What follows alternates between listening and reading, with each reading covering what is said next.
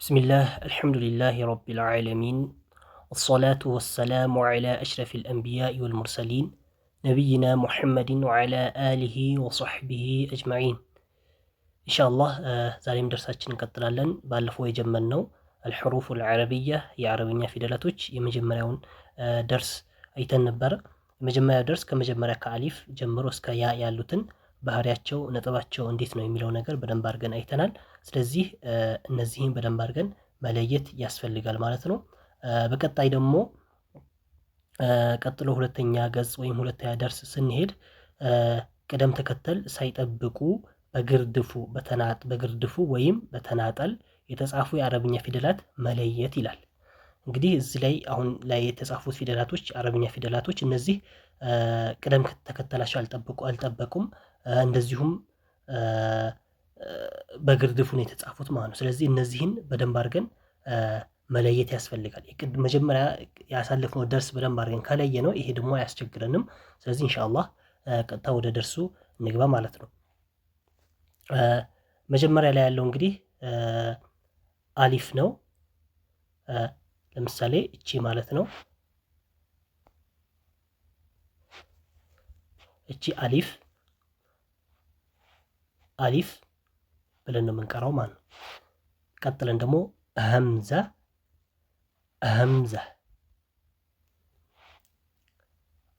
ባ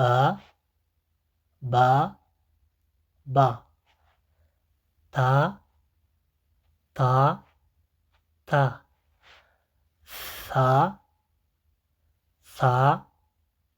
ሳ ይሄ ሳ ላይ ባይሆን ትኩረት የምናደርገው ምንድን ነው?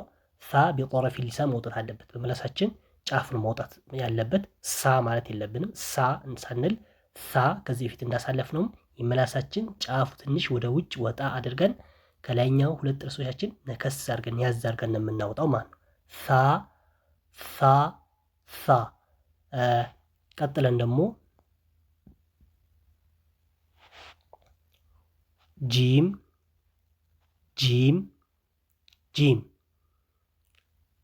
ሐ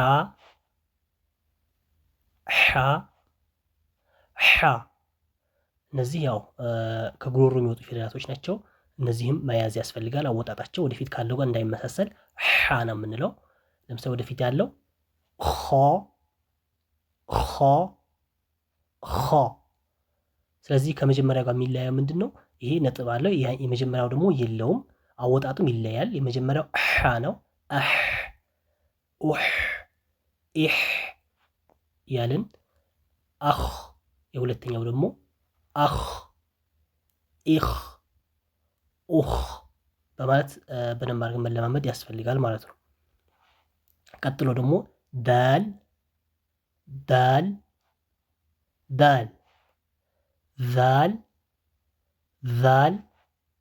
ዛል ይሄኛው ራሱ ዛል እንዳንል ዛል ማለት አይቻልም።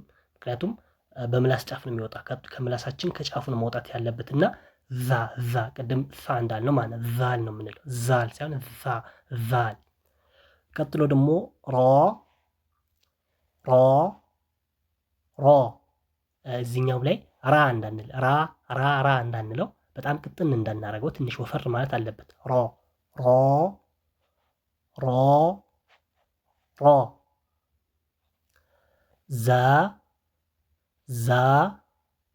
ዛ ብለን ልንለው እንችላለን። ወይም ዛይም ብሎ ያመጡታል ሌላ ቦታ ዛይ ልንልም እንችላለን። አባባሉ ችግር የለውም ማለት ነው።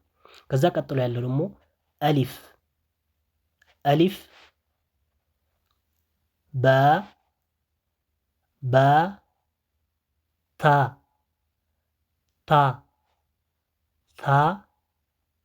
ታ እነዚህ ደግሞ እዚህ ላይ ያየናቸው እቺ ታ መርቦጣ የምትባለው ናት።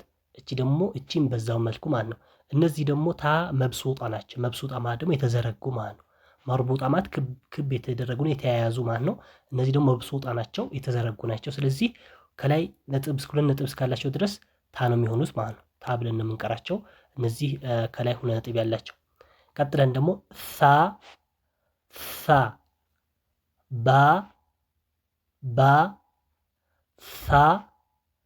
ሳ ታ ጂም ጂም ሐ ሐ ኾ ኾ ዳል ዳል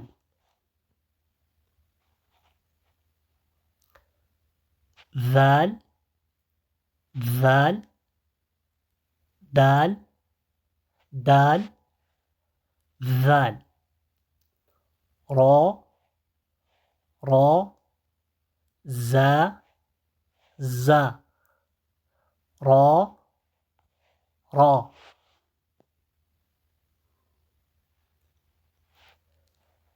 ሲን ሲን ፋ ፋ ሲን ሲን ሺን ሺን ሺን ሲን ሲን ሲን ሲን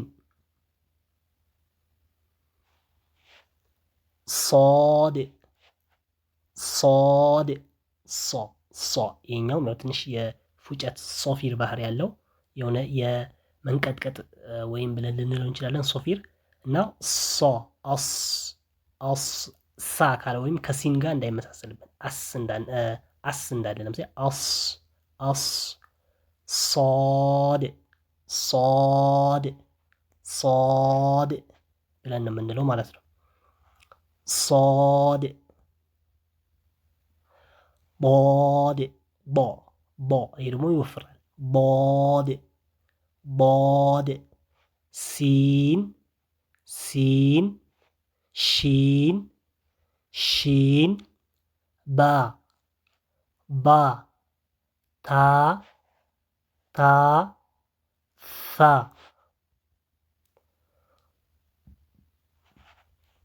ሳ ሳ ሐ ሐ ሐ ጂም ጂም ጂም ኾ ኾ ኾ አሊፍ አሊፍ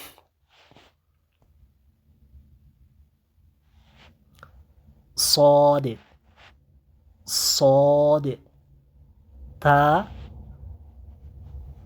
ታ ታ ላም ላም ቆፍ ቆፍ ቆፍን ያው ወፈር ማድረግ ያስፈልጋል። ቃፍ እንዳንል ቃፍ ሳይሆን ቀም እንዳንል ቆ ቆ ቆፍ ቆፍ ዐይን ዐይን ይህም ከጉሮሮ ነው የሚወጣው። በደንብ መለማመድ ያስፈልጋል። ዐይን ዐይን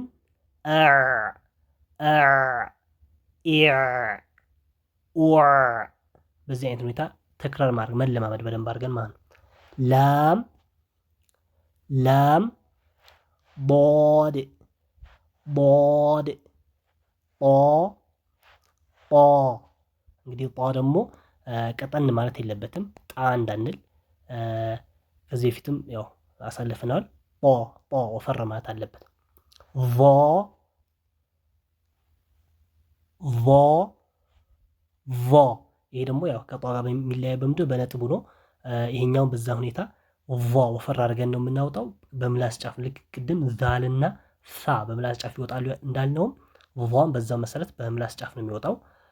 ስለዚህ ዟ እንዳንል፣ ሁለተኛ ዛ እንዳንል፣ ዛ ካልን ወደ ዛ ሊሄድን ማለት ነው። ወፈር በምላስ ጫፍ መውጣት አለበት።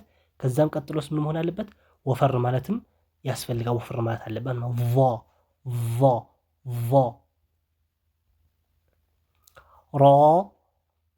ሮ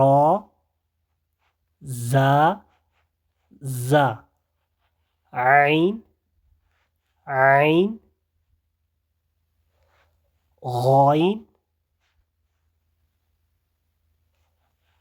ғይን ቆፍ قاف فا فا ذال ذال دال دال طيب ስለዚህ ኢንሻአላህ ለዛሬ ሁለተኛው ገጽ ይህን ካየን ኢንሻአላህ ቀጣይ ደግሞ ሶስተኛው ገጽ በቀጣይ ደርሳችን ምናይ ይሆናል ኢንሻአላህ። በዚህ መሰረት እያንዳንዱን አሁን ባልነው መሰረት ከያዝነው ፊደላቶችን በትክክል ማውጣትና ፊደላቶችን በትክክል መለየት እንችላለን ማለት ነው። والله سبحانه وتعالى أعلم وصلى الله على نبينا محمد وعلى آله وصحبه وسلم